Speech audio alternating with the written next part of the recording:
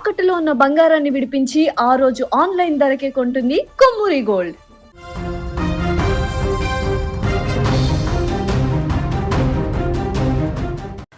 తమిళనాడు ఎన్నికల్లో సంచలనమైనటువంటి పోలింగ్ నమోదైంది.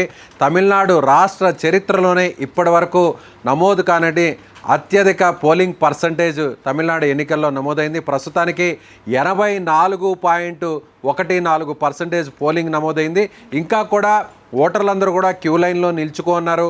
కొన్ని చోట్ల పోలింగ్ బూత్స్లో కొన్ని చోట్ల ఈవీఎంస్ మొరాయించడంతో పోలింగ్ సమయాన్ని కొంతవరకు పెంచారు. అంటే రాత్రి 10-11 వరకు కూడా పోలింగ్ కొన్ని బూతుల్లో కొనసాగేటువంటి అవకాశం ఉంది.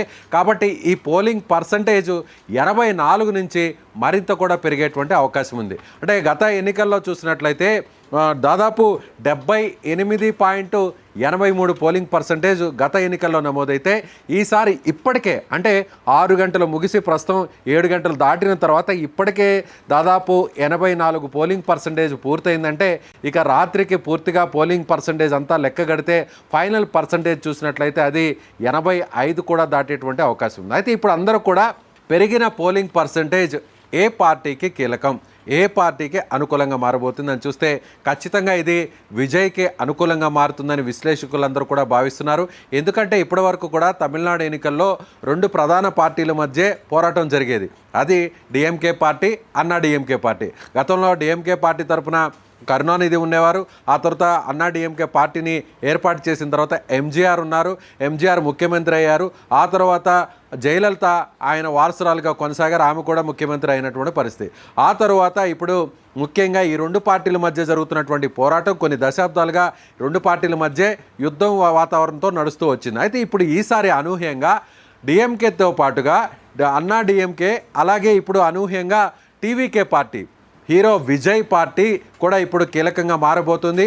ఇప్పుడు 3 పార్టీల మధ్య త్రికోణ పోటీ అయితే ఇక్కడ త్రిముఖ పోటీ అయితే ఇక్కడ కొనసాగుతుందనే చెప్పాలి. ఇప్పుడు ఎవరు నెంబర్ 1 ప్లేస్లో నిలవబోతున్నారు, ఎవరు నెంబర్ 2లో ఉంటారు, ఎవరు నెంబర్ 3గా ఉంటారు. ముఖ్యంగా విజయ్ నెంబర్ 1లో ఉంటారా లేదా నెంబర్ 2లో ఉంటారా అనే విషయాన్ని పక్కన పెడితే ఇప్పటికిప్పుడు విజయ్ నెంబర్ 1లో ఉండకపోయినా కూడా విజయ్ సాధించేటువంటి ఓట్ల పర్సంటేజ్, విజయ్ సాధించేటువంటి సీట్ల సంఖ్య తమిళనాడు ఎన్నికల్ని తమిళనాడులో ప్రభుత్వ ఏర్పాటు చేయడానికి చాలా కీలకంగా మారబోతుంది. ప్రస్తుతానికి విశ్లేషకుల అంచనాలు కూడా అదే విధంగా ఉన్నాయని చెప్పాలి. అంటే 85% పోలింగ్ పర్సంటేజ్ పెరిగిందంటే పెరిగినటువంటి 7% ఎక్కడైనా కూడా విజయానికి, ముఖ్యంగా ఏ పార్టీ అయినా కూడా అధికారంలోకి రావడానికి విజయానికి కీలకమైనటువంటి పర్సంటేజ్ దాదాపుగా 3-4% మాత్రమే ఉంటుంది. అంటే మెజారిటీ సాధించాలన్నా కూడా ప్రత్యర్థి పార్టీలకు సంబంధించినటువంటి అభ్యర్థులు మెజారిటీ సాధించడానికి ఈ పోలింగ్ పర్సంటేజే చాలా కీలకంగా మారిపోతుంది. అయితే ఇప్పుడు దాని మధ్య వ్యత్యాసం దాదాపు 7% ఉండడంతో ఈ 7% ఎవరికి పడి ఉంటుంది అనేటువంటి లెక్కలు కూడా వేస్తున్నారు.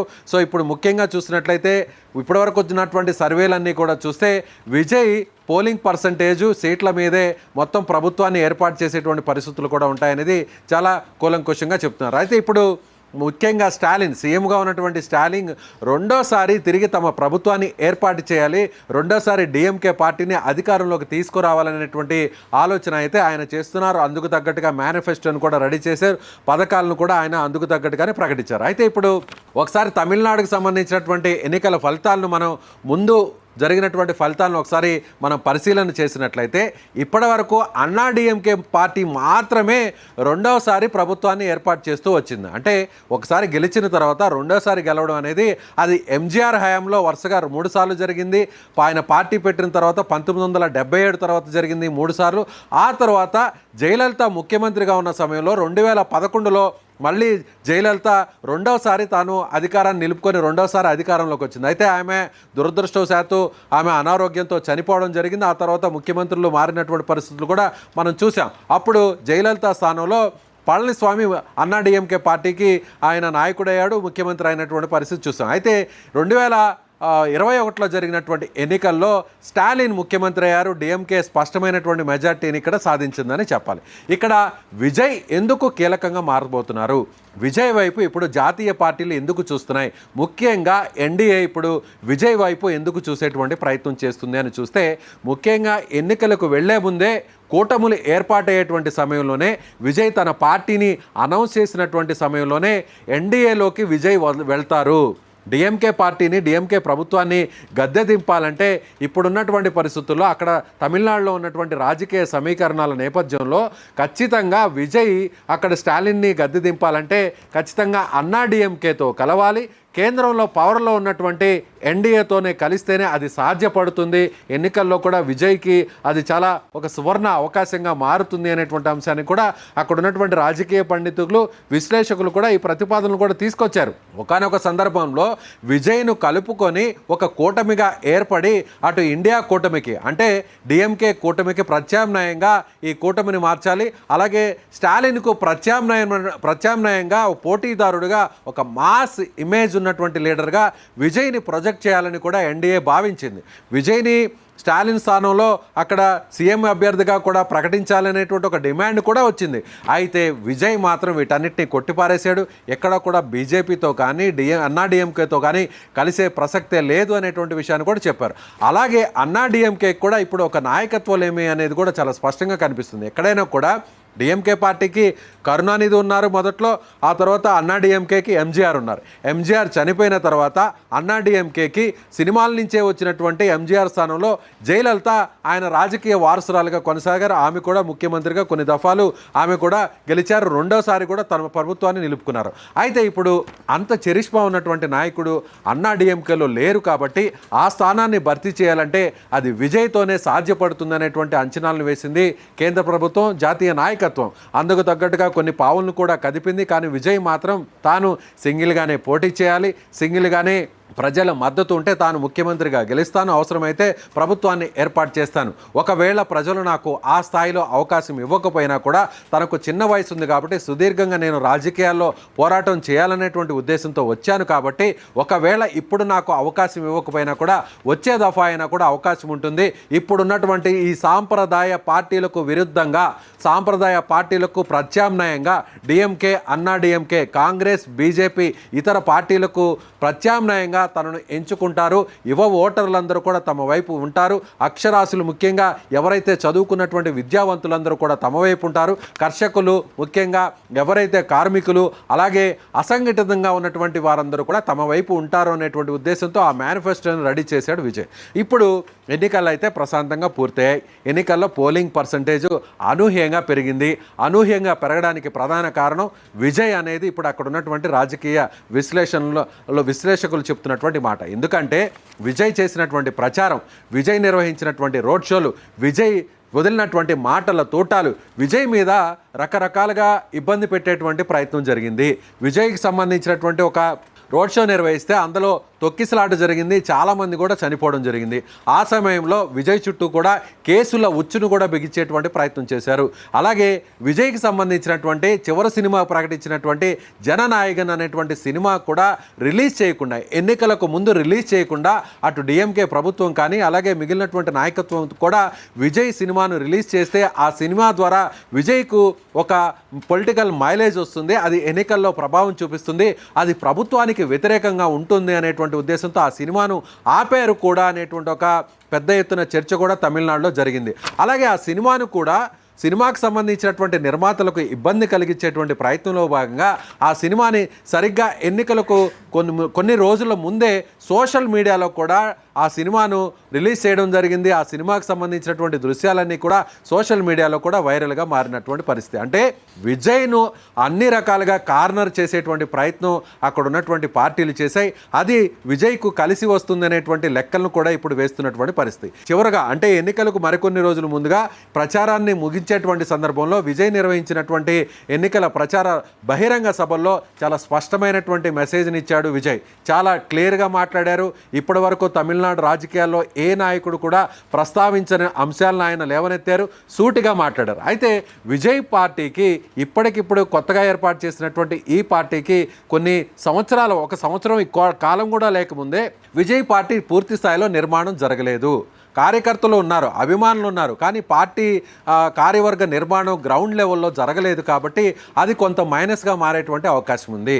అయితే ఇప్పుడు జాతీయ నాయకత్వం, కేంద్రంలో ఉన్నటువంటి నాయకత్వం, అలాగే తమిళనాడులో ఉన్నటువంటి పార్టీలన్నీ కూడా విజయ్ వైపు ఎందుకు చూస్తున్నాయి అంటే, మనం విశ్లేషణలో భాగంగా చూస్తే తమిళనాడులో ప్రస్తుతం 234 అసెంబ్లీ స్థానాలు ఉన్నాయి. 234 అసెంబ్లీ స్థానాల్లో ఏ పార్టీ అయినా, ఏ కూటమి అయినా సరే అధికారంలోకి రావాలంటే ఆ కూటమికి ఖచ్చితంగా కావాల్సినటువంటి మ్యాజిక్ ఫిగర్ని ఒకసారి మనం పరిశీలన చేసినట్లయితే దాదాపుగా 117 సీట్లు అక్కడ ఖచ్చితంగా ఏ పార్టీకైనా, ఏ కూటమికైనా అవసరం. ఒకవేళ డిఎంకే కానీ, అన్నా డిఎంకే కానీ, డిఎంకే కూటమిలో కాంగ్రెస్ పార్టీ ఉంది, అలాగే డిఎంకే పార్టీ ఉంది, అలాగే వామపక్ష పార్టీలు ఉన్నాయి, అలాగే లోకల్గా ఉన్నటువంటి చిన్న చితక తమిళ పార్టీలు ఈ కూటమిలో ఉన్నాయి. అలాగే అన్నా డిఎంకే కూటమిలో అన్నా డిఎంకే పార్టీ ఉంది, బీజేపీ పార్టీ ఉంది, అలాగే కాస్తో కూస్తో అక్కడ ప్రాతినిధ్యం వహిస్తున్నటువంటి పిఎంకే పార్టీకి సంబంధించినటువంటి రామదాస్ నాయకత్వంలో ఉన్నటువంటి పిఎంకే పార్టీ కూడా ఈ కూటమిలో ఉంది. అలాగే దినకరన్ అంటే మనం ప్రత్యేకంగా చెప్పాలి, ఎందుకంటే శశికళకు సంబంధించి జయలలితతో చాలా దగ్గర సంబంధాలు కలిగి, అలాగే జయలలితకు సంబంధించి చనిపోయిన తర్వాత బై ఎలక్షన్లు జరిగితే ఆ స్థానంలో గెలుపొందినటువంటి దినకరన్ అప్పుడు సంచలనంగా మారాడు. ఆ దినకరన్ను కూడా కలుపుకొని ఇప్పుడు ఇదంతా కూడా ఒక కూటమిగా ఏర్పడింది. అయితే ఇప్పుడు బీజేపీ నాయకత్వం ఏం చేస్తుంది, ఎన్డీఏ ఏం చేస్తుంది, ఒకవేళ ఎన్నికల ఫలితాల్లో మ్యాజిక్ ఫిగర్కు దగ్గరగా డిఎంకే కానీ, ఇండియా కూటమి కానీ, కాంగ్రెస్ ఇవన్నీ కలిసినటువంటి కూటమి ఒకవేళ 117 కంటే కూడా 100 లోపు స్థానాలకు కానీ పరిమితమైతే, అన్నా డిఎంకే కూడా, ఎన్డీఏ కూటమికి కూడా స్పష్టమైనటువంటి మ్యాజిక్ ఫిగర్ రాకపోతే, ఒకవేళ విజయ్ పార్టీ, టీవీకే పార్టీ కనీసం ఒక 25 నుంచి 30 సీట్లు కానీ సాధించగలిగితే కింగ్ మేకర్గా మారుతాడు అనేది కూడా మొదటి నుంచి కూడా తమిళనాడులో అక్కడ రాజకీయ పండితులు చెప్తున్నటువంటి మాట. విజయ్ అంచనా వేసింది కూడా సరిగ్గా ఇదే. ఎందుకంటే ఇప్పటి వరకు కూడా జరిగినటువంటి ఎన్నికలన్నీ కూడా చూస్తే 2 ప్రధాన పార్టీల మధ్య జరిగాయి. ఇక్కడ కాంగ్రెస్ ఉన్నా, బీజేపీ ఉన్నా కూడా అక్కడ ప్రధాన పార్టీలు 2, డిఎంకే, అన్నా డిఎంకే, కరుణానిధి, ఎంజీఆర్, లేదంటే కరుణానిధి ఎంజీఆర్ స్థానంలో వచ్చినటువంటి జయలలిత. అక్కడ నాయకులను చూసి ఓట్లేసేటువంటి పరిస్థితి ఎక్కువగా ఉంటుంది తమిళ రాజకీయాల్లో. పార్టీల కంటే కూడా నాయకత్వాన్ని, ఆ పార్టీని నడిపేటువంటి నాయకుడిని చూసే ఓట్లేస్తారు. ఎస్, ఇక కరుణానిధి వారసుడిగా వచ్చినటువంటి స్టాలిన్ని కరుణానిధి స్థానంలో ఆయన ఊహించుకున్నారు, అందుకు ఆయన నాయకత్వాన్ని కూడా ఆమోదించారు. కరుణానిధి చనిపోయిన తర్వాత స్టాలిన్ కూడా కరుణానిధి బతికి ఉన్నప్పుడే, ఆయన ముఖ్యమంత్రిగా ఉన్నప్పుడే ఆయన తరువాత స్థానంలో అన్ని రకాల కార్యక్రమాలు పార్టీని నడిపించడం కావచ్చు, ప్రభుత్వంలో కీలకంగా ఉండడం కావచ్చు, ఇవన్నీ కూడా స్టాలిన్ నిర్వహించాడు. కాబట్టి క్యాడర్కి అందుబాటులో ఉన్నాడు, కాబట్టి ఒక మాస్ ఇమేజ్ ఉన్నటువంటి నాయకుడు. కాబట్టి స్టాలిన్కు ఆ పార్టీ నాయకత్వంతో పాటుగా ప్రజలు కూడా అక్కడ తమిళనాడులో గత ఎన్నికల్లో పట్టం కట్టారు. అయితే ఇప్పుడు జయలలిత మరణం తర్వాత ఆ స్థానాన్ని భర్తీ చేసేటువంటి నాయకులు ఎవరూ లేరు ఆ పార్టీలో అనేది కూడా మనం చూసాం. జయలలిత గతంలో కేసుల టైంలో ఆమె జైలుకు వెళ్ళినటువంటి క్రమంలో తనకు అత్యంత అనుంగ శిష్యుడిగా ఉన్నటువంటి పన్నీర్ సెల్వంని ఆమె ముఖ్యమంత్రిని చేసినటువంటి సందర్భాలు చూసాం. మళ్ళీ ఆ కేసు వీగిపోయిన తర్వాత, మళ్ళీ ఆమె జైలు నుంచి బయటకు వచ్చిన తర్వాత మళ్ళీ ఆమె ముఖ్యమంత్రి అయినటువంటి పరిస్థితులు చూసాం. ఆ తర్వాత అనారోగ్యంతో ఆమె హాస్పిటల్లో కొన్ని నెలలు ఉండడం, ఆ తర్వాత చనిపోయిన తర్వాత పన్నీర్ సెల్వన్ కాకుండా పళనిస్వామిని ముఖ్యమంత్రిని చేసినటువంటి పరిస్థితులు మనం చూసాం. అందులో శశికళ చాలా కీలకంగా మారినటువంటి పరిస్థితులు చూసాం. అయితే ఇప్పుడు ముఖ్యంగా బీజేపీ మొదటి నుంచి కూడా అటు డిఎంకే కాంగ్రెస్కు అనుకూలంగా ఉంటూ వచ్చింది, కాంగ్రెస్ కూటమిలో ఉంటూ వచ్చింది. జయలలిత కొన్ని సందర్భాల్లో ఎన్డీఏతో కలిసింది, కొన్ని సందర్భాల్లో ఎన్డీఏకు సపోర్ట్ విరమించి అప్పుడున్నటువంటి ప్రభుత్వాన్ని కూడా గతంలో గద్దె దింపినటువంటి పరిస్థితులు మనం చూసాం వాజ్పేయి హయాంలో. ఆ తర్వాత కూడా జయలలిత ఎన్డీఏకు నేరుగా ఒకవేళ ఆ కూటమిలోకి వెళ్ళకపోయినా కూడా అన్నాడీఎంకే పార్టీ బయట నుంచి మద్దతు ఇచ్చినటువంటి సందర్భాల్లో కూడా చూసాం. జయలలిత మరణం తర్వాత కూడా ఎన్డీఏ అక్కడి నుంచి కేంద్రం నుంచి ఆపరేట్ చేస్తూ అక్కడ తమకు అనుకూలంగా ఉన్నటువంటి నాయకుడు ఉండాలనేటువంటి ఉద్దేశాన్ని నడిపినటువంటి పరిస్థితులు కూడా చూసాం. పన్నీర్ సెల్వంను ముఖ్యమంత్రి చేయాలనేటువంటి ప్రయత్నం చేసినటువంటి విషయాలు కూడా చూసాం. ఆ తర్వాత గత ఎన్నికల్లో బీజేపీతో మళ్ళీ అన్నాడీఎంకే కలిసింది, కూటమిగా ఏర్పడింది, అయినా ఓటమి పాలైనటువంటి పరిస్థితి చూసాం. గడిచినటువంటి లోక్సభ ఎన్నికల్లో 2024లో జరిగినటువంటి లోక్సభ ఎన్నికల్లో మాత్రం బీజేపీకి దూరంగా ఉండి అన్నాడీఎంకే సింగిల్గా పోటీ చేసింది. అయినా కూడా కేవలం ఒక్క స్థానానికి మాత్రమే పరిమితమైంది. 38 స్థానాల్లో మొత్తం డిఎంకే కూటమి అక్కడ లోక్సభ స్థానాలను వన్ సైడ్గా గెలుచుకున్నటువంటి పరిస్థితులు. క్రిస్టల్ క్లియర్గా ఒక క్లారిటీ వచ్చేసింది. సొంతంగా మనం ఎన్నికల్లో పోటీ చేసేటువంటి పరిస్థితి లేదు అనేటువంటి ఒక క్లారిటీకి వచ్చింది. అందుకే ఇప్పుడు అధికారంలో ఉన్నటువంటి మోడీతో చేతులు కలిపింది, మళ్ళీ బీజేపీ దిక్కనుకునింది, మళ్ళీ బీజేపీతో కలిసి ఇప్పుడు ఈ ఎన్నికల్లో పోటీ చేసింది. అయితే బీజేపీ మాత్రం ఒకవేళ మ్యాజిక్ ఫిగర్కి దగ్గరగా ఏ పార్టీ రాకపోతే ఏం చేయాలి అనే దానికి ఇప్పుడు ప్లాన్ బి రెడీ చేసుకుంది. ఆ ప్లాన్ బియే దళపతి విజయ్, టీవీకే పార్టీ అధినేత విజయ్ని కలుపుకొని సో అన్నాడీఎంకే మిగిలినటువంటి పార్టీలు బీజేపీ ఇవన్నీ కలిసి మళ్ళీ తిరిగి కాంగ్రెస్ కూటమిలో కాంగ్రెస్ మద్దతుదారుడైనటువంటి పార్టీ నాయకుడిగా డిఎంకే పార్టీ అధినేతగా ఉన్నటువంటి స్టాలిన్ను గద్దె దింపాలంటే విజయ్ను స్టాలిన్కు ప్రత్యామ్నాయంగా తెర మీదకు తీసుకొచ్చేటువంటి ప్రయత్నాన్ని చేయబోతుంది. ఒకవేళ ఎన్నికల ఫలితాల్లో తారుమారు కాదు, ఒక రకంగా ఇప్పటి వరకు చూస్తే సర్వే అంచనాలని కూడా ఇంచుమించుగా అదే ఇచ్చాయి. డిఎంకే పార్టీకి మెజారిటీ స్థానాలు వస్తాయని చెప్తున్నా, అన్నాడీఎంకేకి ఆ స్థాయిలో రావని చెప్తున్నా కూడా విజయ్ అనే పార్టీకి సంబంధించి టీవీకే పార్టీ చాలా కీలకంగా మారుతుంది. కనీసం 20-25 స్థానాలు కానీ ఒకవేళ విజయ్ సాధిస్తే కింగ్ మేకర్గా మారుతాడు. అప్పుడు విజయ్కి నేరుగా ముఖ్యమంత్రి స్థానాన్ని కట్టబెట్టేటువంటి అవకాశం కూడా ఉంది. మహారాష్ట్ర ఎన్నికల్లో మనం ఇదే చూసాం. మహారాష్ట్ర ఎన్నికల్లో తమ ప్రత్యర్థి పార్టీకి అవకాశం ఇవ్వకుండా శివసేనకు సంబంధించినటువంటి షిండే వర్గానికి అక్కడ ఆ ముఖ్యమంత్రి స్థానాన్ని కట్టబెట్టినటువంటి పరిస్థితి కూడా చూసాం. అంటే శివసేన తమకు హ్యాండ్ ఇచ్చింది. బీజేపీకి మహారాష్ట్రలో శివసేన మద్దతుదారుడిగా కలిసి ఎన్నికల్లో పోటీ చేసి తీరా ఎన్నికల్లో తమకు ఎక్కువ సీట్లు వచ్చాయనేటువంటి ఉద్దేశంతో అనూహ్యంగా కాంగ్రెస్తో ఎన్సీపీతో చేతులు కలిపి ప్రభుత్వాన్ని అక్కడ ఏర్పాటు చేసింది శివసేన. సో సరిగ్గా ఆ అవకాశాన్ని మలుచుకొని శివసేనలోనే ఒక వర్గాన్ని చీల్చి ఆ వర్గంలో ఉన్నటువంటి వ్యక్తికి అక్కడ ముఖ్యమంత్రి పదవిని ఆఫర్ చేసి సో తాము అనుకుంటే ఏం చేయగలమో రాజకీయాల్లో వ్యూహరచన ఎంత పక్కగా అమలు చేయాలనేటువంటి విషయాన్ని మహారాష్ట్ర ఎన్నికల్లో చూపింది బీజేపీ. సో సరిగ్గా మహారాష్ట్ర ప్లాన్ని తమిళనాడులో కూడా ఇంప్లిమెంట్ చేయాలి. ముఖ్యంగా సౌత్ ఇండియాలో ఇప్పటి వరకు కూడా కర్ణాటకలో బీజేపీ సొంతంగా తన ప్రభుత్వాన్ని ఏర్పాటు చేసింది. ఆ తర్వాత ఆంధ్రప్రదేశ్లో తెలుగుదేశం పార్టీతో కలిసి ఇప్పుడు ఎన్డీఏ పార్టీగా ఇక్కడ అధికారంలో ఉంది. అలాగే తెలంగాణలో ఎంత ప్రయత్నం చేస్తున్నా కూడా ఇక్కడ సొంతంగా పార్టీని తమ అనుకూలంగా ఉన్నటువంటి పార్టీని ఇక్కడ అధికారంలోకి తీసుకురాలనేటువంటి పరిస్థితి ఉంది. ఇక మిగిలినటువంటి ఆప్షన్ పెద్ద రాష్ట్రం సౌత్ ఇండియాలో రాబోయేటువంటి ఎన్నికల్లో అంటే తర్వాత జరగబోతున్నటువంటి లోక్సభ ఎన్నికల్లో తమిళనాడుని కూడా తమ వైపుగానే తిప్పుకోగలిగితే దక్షిణ భారతదేశంలో మెజారిటీ సీట్లను పెంచుకోగలిగితే ఒకవేళ ఉత్తర భారతదేశంలో రేపు సీట్లు తగ్గినా కూడా అది దక్షిణాది నుంచి కవర్ చేయడం కోసం ఇప్పటి నుంచే ప్లాన్ బిని రెడీ చేసింది బీజేపీ నాయకత్వం. అందులో భాగంగా ఖచ్చితంగా విజయ్ వైపు మోడీ చూస్తున్నారు. ఒకవేళ హంగ్ ఏర్పడితే తమిళనాడు ఎన్నికల్లో ఎవరికి స్పష్టమైనటువంటి మెజారిటీ రాకపోతే, మెజారిటీ సీట్ల సంఖ్య లేకపోతే, మ్యాజిక్ ఫిగర్కు దగ్గరగా రాకపోతే విజయ్ కింగ్ మేకర్గా మారబోతారు. విజయ్ మద్దతుతో విజయ్ సాధించినటువంటి సీట్లు ఒకవేళ కీలకంగా మారితే ఖచ్చితంగా విజయ్ని కలుపుకొని ముందుకు వెళ్ళడానికి సిద్ధంగా ఉంటుంది బీజేపీ ఎన్డీఏ. అయితే విజయ్ ఒకవేళ బీజేపీతోనే ఎందుకు వెళ్ళాలి, అన్నాడీఎంకేతోనే ఎందుకు కలిసి వెళ్ళాలి, విజయ్ ఎందుకు అటువైపు వెళ్ళకూడదు అనేటువంటి ఒక ప్రశ్న కూడా ఉత్పన్నమవుతుంది. అందుకు సరైనటువంటి విశ్లేషణ కూడా ఇంకోటి ఉంది. ఏంటంటే ఇప్పుడు అక్కడ అధికారంలో ఉన్నటువంటి నాయకుడు, అధికారంలో ఉన్నటువంటి ముఖ్యమంత్రి డిఎంకే అధినేత స్టాలిన్ ముఖ్యమంత్రిగా ఉన్నాడు. కాబట్టి స్టాలిన్ ముఖ్యమంత్రి పదవిలో నుంచి దిగి ఒకవేళ సీట్ల సంఖ్య అవసరమైతే మ్యాజిక్ ఫిగర్ దాటడానికి విజయ్కి వచ్చినటువంటి సీట్లను కానీ కలుపుకుంటే విజయ్ స్టాలిన్ని ముఖ్యమంత్రి చేయడానికి ఎట్టి పరిస్థితుల్లో కూడా ఒప్పుకోడు. ఎందుకంటే విజయ్ ఎన్నికల ప్రచారంలో విజయ్ పార్టీని ఏర్పాటు చేసేటువంటి క్రమంలో కూడా ప్రకటించింది ఒకటే, ఇప్పుడున్నటువంటి నాయకత్వం సరైనటువంటి నాయకత్వం కాదు, ఈ నాయకత్వాన్ని గద్దె దింపితేనే తమిళనాడులో ఒక సంచలనమైనటువంటి పెను మార్పు ప్రజలకు వస్తుంది, అభివృద్ధి కూడా జరుగుతుంది, అప్పుడు అన్ని వర్గాలకు కూడా ఒక సమన్యాయం జరుగుతుంది అనేటువంటి ఆ మెసేజ్ని విజయ్ చెప్పగలిగాడు. మళ్ళీ ఇప్పుడున్నటువంటి అధికారం వైపే, ఇప్పుడున్నటువంటి అధికార పార్టీ వైపే మళ్ళీ విజయ్ చేతులు కలిపితే విజయ్ భవిష్యత్తుకే అది ప్రశ్నార్థకంగా మారుతుంది. కాబట్టి సో అధికారాన్ని మార్చాలి, కాబట్టి ప్రభుత్వాన్ని మార్చాలి, కాబట్టి సో ఈ ప్రభుత్వం, ఈ కూటములు అయితే తాను ఒక కింగ్ మేకర్గా మారేటువంటి అవకాశం ఉంది.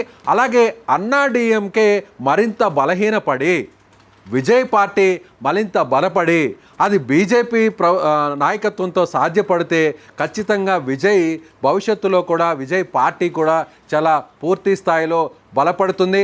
అది మనం చూసినట్లయితే మనం ఏపీ రాజకీయాలను ఒక ఉదాహరణగా చెప్పవచ్చు, అలాగే తెలంగాణ విభజన తర్వాత తెలంగాణ రాజకీయాలను కూడా ఒక ఉదాహరణగా చెప్పవచ్చు. ఎందుకంటే కాంగ్రెస్ పార్టీ పూర్తిగా నిర్వీర్యమైంది. కాంగ్రెస్ పార్టీ రాజశేఖర రెడ్డి మరణం తర్వాత ఆయన కుమారుడు జగన్ కాంగ్రెస్ పార్టీని వీడి సొంత పార్టీని ఏర్పాటు చేశాడు. అలా కాంగ్రెస్ పార్టీలో ఉన్నటువంటి నాయకత్వం అంతా కూడా అప్పుడు నేరుగా వైసీపీ వైపు నడిచింది, జగన్ వైపు నడిచింది. సో అక్కడ కాంగ్రెస్ పార్టీ పూర్తిగా బలహీనపడింది. అధికారంలో ఉన్నటువంటి కాంగ్రెస్ పార్టీ మరుసటి ఎన్నికల్లో కనీసం ఒక్క స్థానాన్ని కూడా గెలవలేదంటే రాజకీయాలు కొన్ని సంవత్సరాల్లోనే ఎంత వేగంగా నాయకుడిని బట్టి మారిపోతాయి అనేది ఏపీ రాజకీయాలని మనం ఒక ఉదాహరణగా చెప్పవచ్చు. సో జయలలిత మరణం తర్వాత అన్నా డిఎంకే కూడా అలాంటి పరిస్థితే ఉంది. కాబట్టి నాయకత్వాలు ఏమి అనేది చాలా స్పష్టంగా కనిపిస్తుంది. కాబట్టి ఇప్పుడు జయలలిత లాంటి మాస్ ఇమేజ్, జయలలిత లాంటి ఒక సినీ గ్లామర్, జయలలిత లాంటి ఒక ఫ్యాన్ బేస్ ఉన్నటువంటి నాయకుడు విజయ్. కాబట్టి విజయ్ రేపు అన్నా డిఎంకేకి సంబంధించినటువంటి ఆ నాయకత్వాన్ని అంతా కూడా విజయ్ పార్టీలోకి ఒకవేళ తాను మలుచుకోగలిగితే, తిప్పుకోగలిగితే అప్పుడు విజయ్ పార్టీ డిఎంకేకి ఒక ప్రత్యామ్నాయంగా, ఒక ప్రత్యర్థి పార్టీగా, ఒక శక్తివంతమైనటువంటి పార్టీగా ఎదుగుతుంది అనేటువంటి ఉద్దేశంతో ఖచ్చితంగా ఈ కూటమిలో చేయి కలుపుతాడు. అదేవిధంగా తెలంగాణను కూడా మనం ఒకసారి చూసినట్లయితే ఇక్కడ నుంచి టీడీపీ ఈ తెలంగాణకు సంబంధించినటువంటి పార్టీ కాదు, ఆంధ్ర ప్రాంతానికి సంబంధించినటువంటి పార్టీ అనేటువంటి ఉద్దేశంతో ఇక్కడ టీడీపీకి సంబంధించినటువంటి నాయకత్వం, క్యాడర్ అంటారు కూడా అటు బీఆర్ఎస్ వైపు, టీఆర్ఎస్ వైపు మళ్ళారు. అదే తమిళనాడులో కూడా జరుగుతుంది. మళ్ళీ కొత్తగా అక్కడ ఒక కార్యవర్గాన్ని కానీ, కొత్తగా క్యాడర్ని కానీ విజయ్ సంపాదించి తెచ్చిపెట్టుకోవాల్సినటువంటి అవసరం లేదు. ఎక్కడైనా కూడా, ఏ రాష్ట్రంలో అయినా కూడా రెండు ప్రధాన పార్టీలు ఉంటాయి. ప్రస్తుతం డిఎంకే బలంగా ఉంది. అన్నా డిఎంకే ఉన్నప్పటికీ కూడా నాయకత్వం ఏమి అనేది చాలా స్పష్టంగా కనిపిస్తుంది. కాబట్టి ఆ స్థానాన్ని, జయలలిత స్థానాన్ని విజయ్ క్యాప్చర్ చేసేటువంటి అవకాశాలు చాలా మెండుగా ఉన్నాయి. కాబట్టి తమిళనాడు ఇప్పుడు జరిగినటువంటి ఎన్నికల్లో చాలా కీలకంగా మారబోతున్నాయి. దశాబ్దాల తమిళనాడు రాజకీయ భవితవ్యాన్ని కూడా ఈ ఎన్నికలు నిర్దేశించబోతున్నాయి అనేది చాలా స్పష్టంగా చెప్పవచ్చు. మరోవైపు ఇక్కడ బీజేపీ లాంటి పార్టీకి, బీజేపీ ఆల్మోస్ట్ ఇప్పుడు మనం చూసినట్లయితే ఈశాన్య రాష్ట్రాల్లో కూడా బీజేపీ క్యాప్చర్ చేసుకుంటుంది. అలాగే ఉత్తర భారతాన్ని మొత్తాన్ని కూడా బీజేపీ తన వైపు తిప్పుకోగలిగింది. ఇక దక్షిణ భారతదేశంలో బీజేపీ ఇప్పటికే తన మిత్ర పార్టీ అయినటువంటి ఎన్డీఏతో కలిసి, టీడీపీతో కలిసి, జనసేనతో కలిసి ఏపీలో అధికారంలో ఉంది. ఇక మిగిలినటువంటి ప్రధాన రాష్ట్రాలు కర్ణాటక, అలాగే తమిళనాడు. కాబట్టి తమిళనాడు వైపు చూడడానికి బీజేపీ సిద్ధంగా ఉంది. ఇక ఎలా అయినా సరే విజయ్ని కలుపుకొని తమిళనాడులో చక్రం తిప్పడానికి ప్రయత్నం చేస్తున్నారు మోడీ నాయకత్వం. సో మీకేమనిపిస్తుంది? విజయ్ చాలా కీలకంగా మారబోతున్నారా? విజయ్కి ఈ ఎన్నికలు ఎంత కీలకం? విజయ్ ఎన్ని సీట్లను సాధించబోతున్నారు? విజయ్ స్టాలిన్ను గద్దె దింపేటువంటి శక్తి సామర్థ్యాలు విజయ్కి ఉండబోతున్నాయా? జయలలిత స్థానాన్ని, ఆ మాస్ క్యాపబిలిటీ, ఆ మాస్ ఇమేజ్ ఉన్నటువంటి స్టేచర్గా, నాయకుడిగా విజయ్ ఎదగబోతున్నాడా? అయితే మీ అభిప్రాయాన్ని కింద కామెంట్ బాక్స్లో ఖచ్చితంగా చేయండి.